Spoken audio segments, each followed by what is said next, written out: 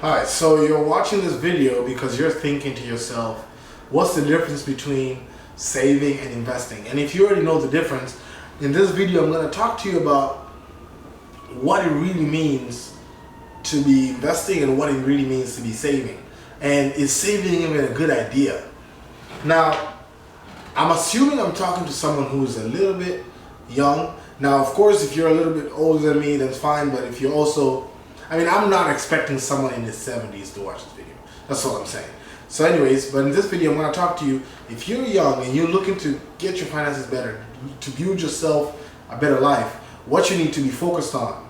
And one of the things you're going to know, of course, at the end, is I'm going to ask you to focus more on investing than saving. Why do I mean that? Now, this is going to be controversial to a lot of people, but you can never save your way to be rich. There is no universe where you can save your way to becoming a millionaire. You could try. See how long that's going to take you. And by the time you get to that amount of money, you'll even see if that money is even worth that much anyways, and you can lose it. So anyways, before we talk about saving and investing, we need to define two things. The first thing we're going to define is an asset and a liability. So what's an asset? An asset is something that will bring you revenue, will bring you income. What's a liability? A liability is something that will take income from you. So if you're young and looking to build your finances to get better, you need to focus more on assets instead of focusing on liabilities. Now, one of the biggest things that our society does is because you're looking at how other people are living, you see how much liability they have, and by liability you have things like cars, nice cars, luxury hotels, luxury restaurants.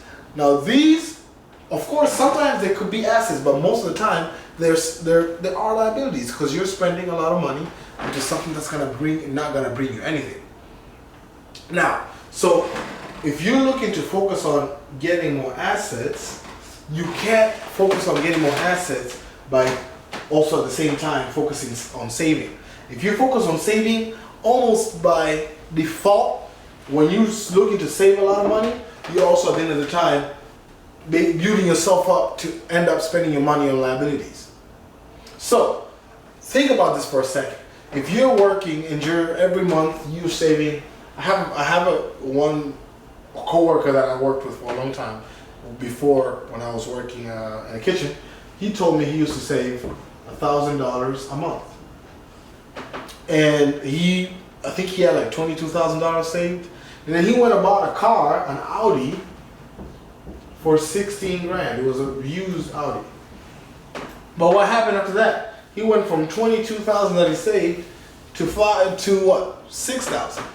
And then keep on having the same game right here. And working the same job and enjoying his life. Now, if you like that type of lifestyle, it's perfect. I just don't. And I just don't believe in it. Because what I would do instead is I would focus on investing, get more assets, get to a point where you can afford buying a $16,000 car, but you can make $16,000 in a shorter period of time than using, how long does it take to make $16,000? That's 16 months. That's a whole year to get this much and then just to lose it, to just burn it right there with a car.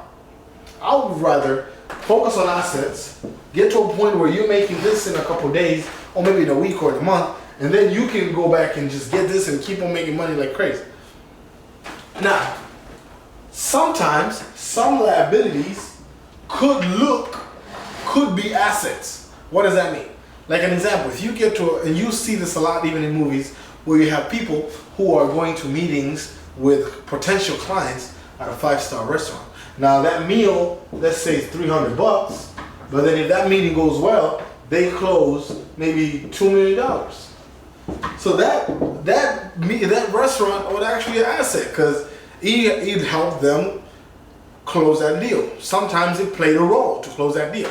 So if you're training your brain to see assets from before they are assets and see liabilities before they're liabilities, then you can set yourself up for success. So how do you do this? You gotta be able to look into the future and look at what's valuable to other people.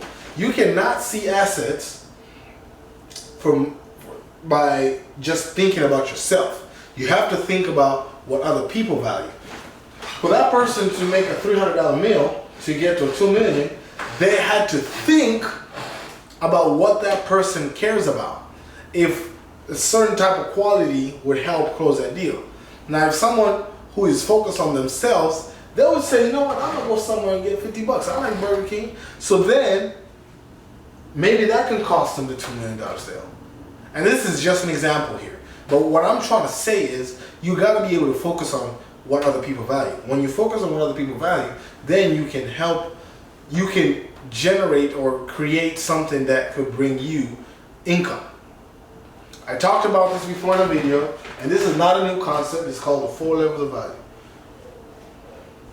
And basically, what does this mean? The lowest level of value is implementation.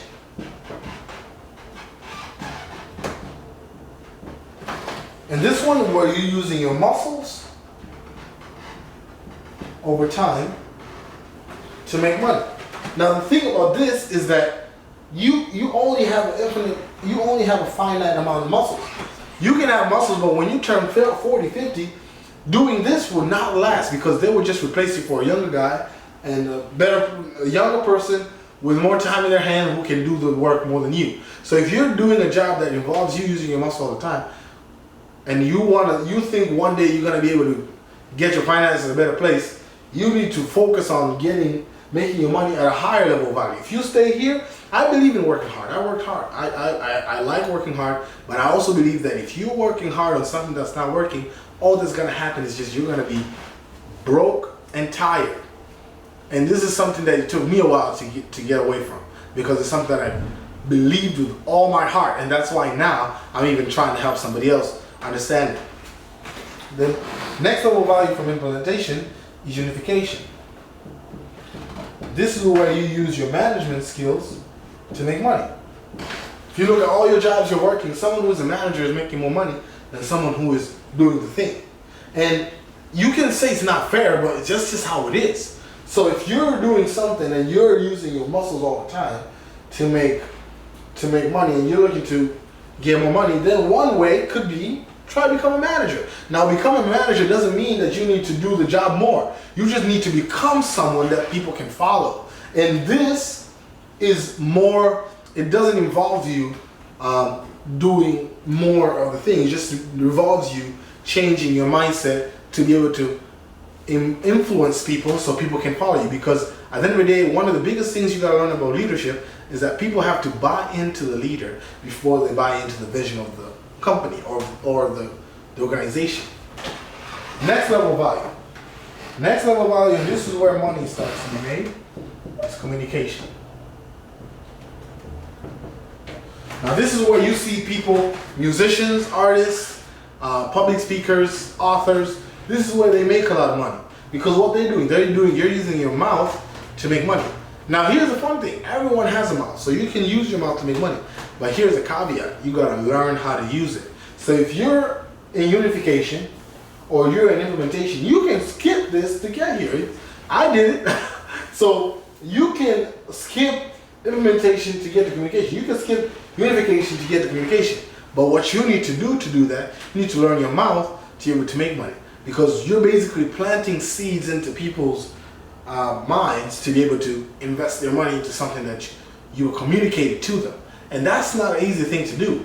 It's simple once you learn, but it's not easy, because if it was easy, everyone would be doing it. And this is where you see salespeople, all that, they make a lot of money in communication. The highest level of value is imagination. And this is where you see people like Steve Jobs, people like Jeff Bezos. They came up with ideas, and the ideas started a business, and the business made a lot of money. So if you want to become a person that is making money to this highest level, you need to be able to, first of all, believe in yourself. By believing in yourself, because if you think of an idea and you play yourself down and you have this negative self-talk, you're gonna end up losing that idea, because you're gonna be like, you know what, it's not a good idea anyways. But if you actually believe in yourself, and I believe everyone has an idea, everyone out there has unique special abilities that they were given to them by God. So if you have them and you believe in yourself and you have ideas and you implement them, you might be surprised how you can end up making some decent income being in imagination.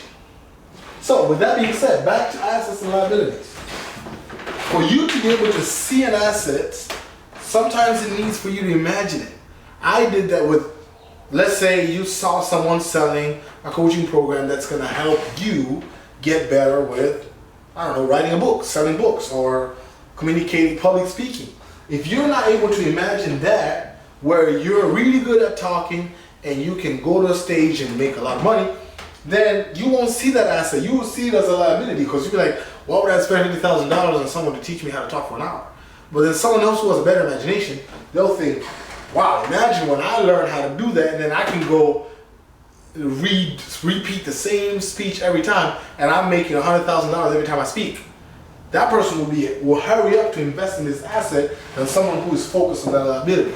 So assets and liability, even though sometimes there's things that are obviously an asset and obviously a liability, sometimes there's some things that might be either or, but it requires your imagination to be able to see that. And once you see that, then sometimes it also requires you to communicate that to people so that you can make that thing that you just saw become an asset. And even sometimes it might require you to unify some people, manage some people to do some things so you can be able to make something that you spent on become an asset. Now this is a skill that requires some pruning. Now if you don't have that, I suggest you start working on that. I'm gonna end this video here. It's get a little hot here, but we'll see you in the next video.